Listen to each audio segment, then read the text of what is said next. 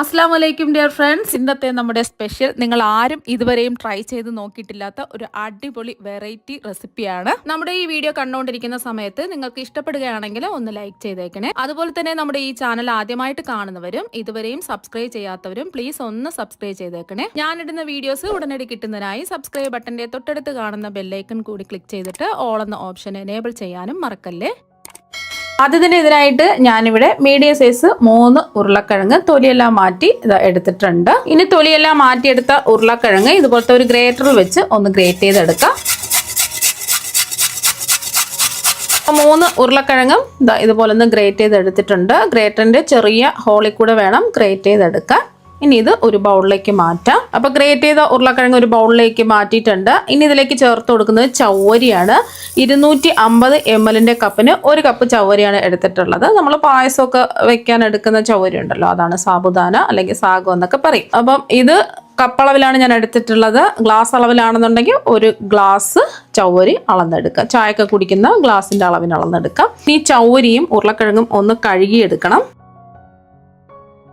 വെച്ചിട്ട് ഇതുപോലൊന്ന് ഞെരടി ഒന്ന് കഴുകിയെടുക്കാം.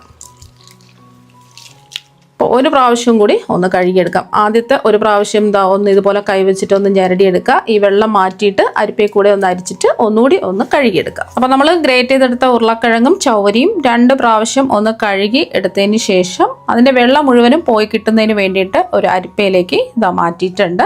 എക്സ്ട്രാ ഉള്ള വെള്ളമൊക്കെ ഒന്ന് മാറിക്കിട്ടണം. കുറച്ച് സമയം ഇങ്ങനെ ഇരിക്കട്ടെ. ഒരു 5 മിനിറ്റ് വെച്ചപ്പോൾ ഇതിൻ്റെ വെള്ളമെല്ലാം മാറിയിട്ടുണ്ട്. ഇനി ഇതൊരു ബൗളിലേക്ക് മാറ്റാം. അപ്പോൾ ഉരുളക്കിഴങ്ങ് ഗ്രേറ്റ് ചെയ്തതും ചവ്വരിയും വെള്ളമൊക്കെ മാറ്റിയതിന് ശേഷം ഒരു ബൗളിലേക്ക് മാറ്റിയിട്ടുണ്ട്. ഇനി ഇതിലേക്ക് കുറച്ച് കാര്യങ്ങൾ ചേർക്കാനുണ്ട്. 1 ഇഞ്ച് വലുപ്പത്തിലുള്ള ഇഞ്ചി ഗ്രേറ്റ് ചെയ്തെടുത്തതാണ്. ഗ്രേറ്റ് ചെയ്തെടുക്കുകയോ അല്ലെങ്കിൽ പൊടിയായിട്ട് അരിഞ്ഞിട്ടെടുക്കുകയോ ചെയ്യാം. അതുപോലെ തന്നെ എരിവിന് ആവശ്യമായിട്ടുള്ള പച്ചമുളക് ചെറുതായിട്ട് കട്ട് ചെയ്ത് ചേർത്ത് കൊടുക്കാം. ഞാനിപ്പോൾ 3 മീഡിയം സൈസ് പച്ചമുളകാണ് ചേർത്ത് കൊടുക്കുന്നത്. വേറൊന്നും നമ്മൾ ഇതിൽ മുളക് പൊടിയോ കുരുമുളക് പൊടിയോ ഒന്നും ചേർക്കുന്നില്ല. എരിവിന് വേണ്ടിയിട്ട് പച്ചമുളക് മാത്രമാണ് ചേർക്കുന്നത്. അപ്പോൾ ആവശ്യത്തിനുള്ള എരിവിനനുസരിച്ചിട്ടുള്ള പച്ചമുളക് ചേർത്ത് കൊടുക്കുക. ഇനി ഇതിലേക്ക് ചേർത്ത് കൊടുക്കുന്നത് നല്ലൊരു ടേസ്റ്റ് കിട്ടുന്നതിന് വേണ്ടിയിട്ട് 1 തണ്ട് കറിവേപ്പില ചെറുതായിട്ട് കട്ട് ചെയ്ത് വേണം ചേർത്ത് കൊടുക്കാൻ. അതുപോലെ തന്നെ ഇതിലേക്ക് കുറച്ച് മല്ലിയില കട്ട് ചെയ്തും കൂടി ചേർത്ത് കൊടുക്കാം. ഞാനിപ്പോൾ ഒരു 2 ടേബിൾ സ്പൂൺ മല്ലിയില കട്ട് ചെയ്താണ് ചേർത്ത് കൊടുക്കുന്നത്. മല്ലിയില ഉണ്ടെന്നുണ്ടെങ്കിൽ മല്ലിയില ചേർത്ത് കൊടുക്കുക. ഇല്ലാന്നുണ്ടെങ്കിൽ കറിവേപ്പില മാത്രം ചേർത്ത് കൊടുത്താലും മതി. ഇനി നമ്മൾ ചേർത്ത് കൊടുക്കുന്നത് ചെറിയ ജീരകമാണ്, വലിയ ജീരകമല്ല. 1 ടീസ്പൂണാണ് ചേർത്ത് കൊടുക്കുന്നത്. അതും പൊടിച്ചൊന്നും ചേർക്കേണ്ട ആവശ്യമൊന്നുമില്ല. ഇതുപോലെ മുഴുവനായിട്ട് അങ്ങ് ചേർത്ത് കൊടുക്കുക. ഇടയ്ക്കിടയ്ക്ക് നമുക്ക് കഴിക്കാൻ കിട്ടുമ്പോൾ ഒരു പ്രത്യേക ടേസ്റ്റ് ആയിരിക്കും. അപ്പോൾ ചെറിയ ജീരകത്തിന്റെ ടേസ്റ്റ് ഇഷ്ടമല്ല എന്നുണ്ടെങ്കിൽ ചെറിയ ജീരകം ഒഴിവാക്കാം. അതിന് പകരമായിട്ട് 1 ടീസ്പൂൺ വലിയ ജീരകം ഒന്ന് ക്രഷ് ചെയ്തിട്ട് ചേർത്ത് കൊടുത്താലും മതി. ഏതാണോ നിങ്ങൾക്ക് ടേസ്റ്റ് അനുസരിച്ചിട്ടുള്ള ചെറിയ ജീരകമോ വലിയ ജീരകമോ ചേർത്ത് കൊടുക്കാം. ഞാനിപ്പോൾ 1 കപ്പ് നിലക്കടല ഒന്ന് റോസ്റ്റ് ചെയ്തിട്ട് അതിൻ്റെ തൊലിയൊക്കെ മാറ്റി എടുത്തിട്ടുണ്ട്. ഇനി ഇത് മിക്സിയുടെ ജാറിലിട്ടിട്ട് ഒന്ന് പൊടിച്ചെടുക്കാം. ചൂട് മാറിയിട്ട് വേണം പൊടിച്ചെടുക്കാൻ. ഈ പൊടിച്ചെടുത്ത നിലക്കടല ഇതിലേക്ക് അങ്ങ് ഇട്ട് കൊടുക്കാം. അപ്പം നമ്മൾ നിലക്കടല പൊടിച്ചെടുക്കുന്ന സമയത്ത് പ്രത്യേകം ശ്രദ്ധിക്കുക. ഒരേ സ്പീഡിലിട്ട് പൊടിച്ചെടുക്കരുത്. പൾസ് ചെയ്ത് ഇതുപോലെ ഒന്ന് പൊടിച്ചിട്ടെടുക്കുക. ഇനി ആവശ്യത്തിനനുസരിച്ചിട്ടുള്ള ഉപ്പ് ചേർത്ത് കൊടുക്കുക. ഞാനിപ്പോൾ 1 ടീസ്പൂൺ ഉപ്പാണ് ചേർത്ത് കൊടുക്കുന്നത്. അവരവരുടെ ഇഷ്ടത്തിനനുസരിച്ചിട്ടുള്ള ഉപ്പ് ചേർത്ത് കൊടുക്കുക.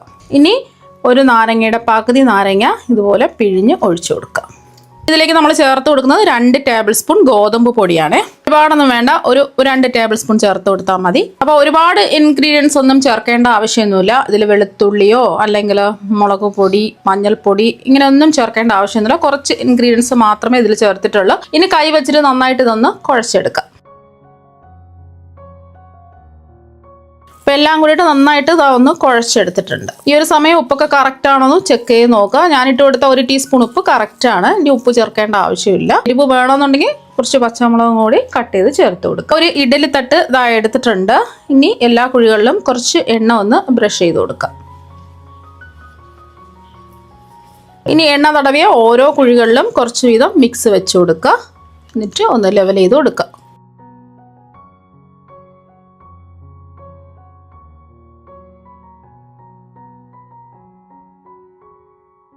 കുഴികളിലും വെച്ച് കൊടുത്ത് ഒന്ന് ലെവൽ ചെയ്ത് എടുത്തിട്ടുണ്ട്. ഇനി അടുത്ത ഇഡ്ഡലി തട്ടിലും ഇതുപോലെ തന്നെ ചെയ്തിട്ടെടുക്കാം. ഇനി ഇതൊന്ന് ആവിയേറ്റി എടുക്കുന്നതിന് വേണ്ടിയിട്ട് ഇഡ്ഡലി ചെമ്പിൽ കുറച്ച് വെള്ളം തിളപ്പിക്കാൻ വെച്ചിട്ടുണ്ട്. വെള്ളം നന്നായിട്ട് തിളച്ചിട്ടുണ്ട്.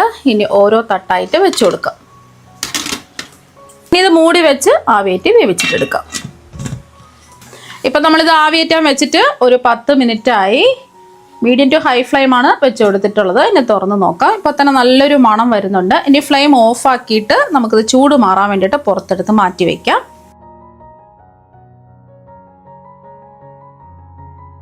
ഇപ്പം ഇതിൻ്റെ ചൂടൊക്കെ നല്ലോണം മാറിയിട്ടുണ്ട്. ഇനി തട്ടിൽ നിന്ന് ഇത് ഓരോന്നായിട്ട് ഇളക്കിയെടുക്കാം. അപ്പം നല്ല സ്മൂത്തായിട്ട് ഇതാ ഇളക്കിയെടുക്കാൻ പറ്റുന്നുണ്ട്.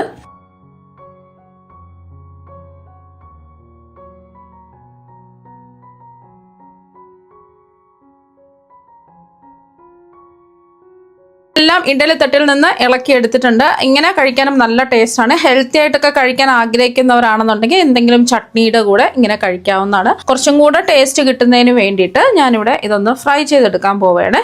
ഇനി ഇത് ചൂടായി കിടക്കുന്ന എണ്ണയിലേക്ക് ഓരോന്നായിട്ടിട്ട് ഫ്രൈ ചെയ്തെടുക്കാം. നിങ്ങൾക്ക് വേണമെന്നുണ്ടെങ്കിൽ ഷാലോ ഫ്രൈ ചെയ്തെടുക്കാവുന്നതാണ്. കുറച്ച് എണ്ണ ഒഴിച്ചിട്ട് മൊരിച്ചെടുത്താലും മതി. അങ്ങനെ വേണമെന്നുണ്ടെങ്കിൽ ചെയ്യാം. അല്ലാന്നുണ്ടെങ്കിൽ ഇതുപോലെ ഓയിലിട്ട് ഫ്രൈ ചെയ്ത് എടുക്കാവുന്നതാണ്. Flame medium to high flame വെച്ച് കൊടുക്കുക. കാരണം എന്ന് വെച്ചാൽ നമ്മളിത് വേവിച്ചിട്ട് എടുത്തിട്ടുള്ളതാണ്. അപ്പോൾ അതുകൊണ്ട് ഇതിൻ്റെ പുറം ഒന്ന് ക്രിസ്പിയായി കിട്ടിയാൽ മാത്രം മതി. കുറച്ച് സമയം എടുക്കുള്ളൂ. ഉള്ളൊക്കെ നല്ലോണം വെന്തിട്ടുള്ളതാണ്. പിന്നെ നമുക്ക് ഇത് സ്റ്റോർ ചെയ്ത് വെക്കാം. നമുക്ക് സ്റ്റീം ചെയ്തെടുത്തതിന് ശേഷം ആവിയേറ്റ് ചെയ്ത് വേവിച്ചെടുത്തതിന് ശേഷം നമുക്ക് ഫ്രിഡ്ജിൽ നമുക്ക് സൂക്ഷിച്ച് വെച്ചിട്ട് ആവശ്യത്തിനനുസരിച്ച് നമുക്കിത് ഫ്രൈ ചെയ്തെടുക്കാവുന്നതാണ്. ഇതിൻ്റെ പുറമൊക്കെ ഒന്ന് നിറം മാറുന്ന സമയത്ത് തിരിച്ചിട്ട് കൊടുക്കാം.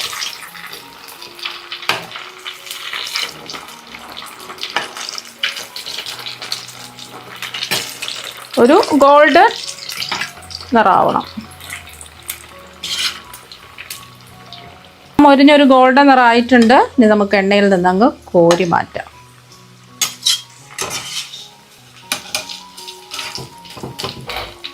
ഒട്ടും എണ്ണയൊന്നും കുടിച്ചിട്ടില്ല. ഇതുപോലെ തന്നെ നമുക്ക് ബാക്കിയിരിക്കുന്നതും ഫ്രൈ ചെയ്തെടുക്കാം.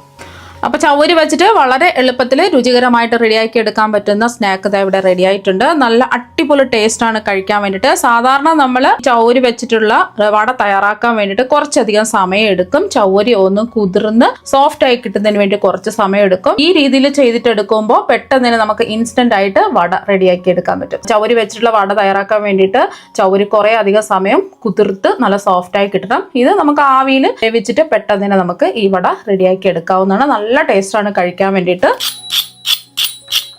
ഇതിൻ്റെ പുറം നല്ല ക്രിസ്പിയാണ്, ഉള്ളു നല്ല സോഫ്റ്റും ആണ്.